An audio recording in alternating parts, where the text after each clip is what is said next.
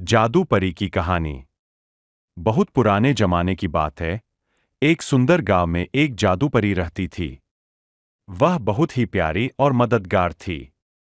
वह अपनी जादुई शक्तियों से गांव वालों की मदद करती और सभी के दिलों में खुशियां बिखेरती थी। जादू परी का नाम था प्रियंका।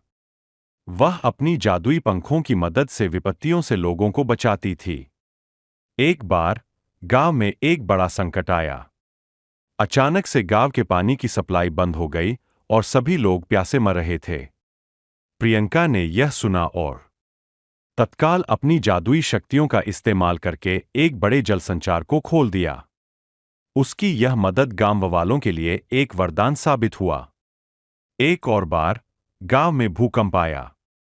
लोग भयभीत और विचलित थे।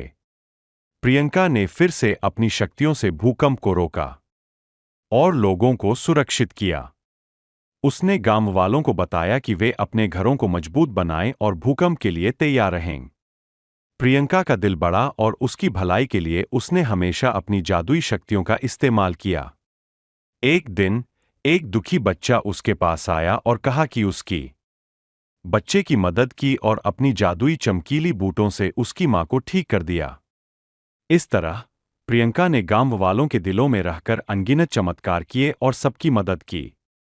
उसकी इस नेकी और मदद करने के बाद एक दिन एक दिव्य आकाश से उसे एक बड़ा सम्मान मिला और उसे जादू पर मिली। इस कहानी से हमें यह सीख मिलती है कि अगर हम किसी की मदद करने के लिए तत्पर हैं और अपनी शक्तियों का सही इस्तेमाल करते हैं, तो हम दुनिया में अद्वितीय महत्व प्राप्त कर सकते हैं।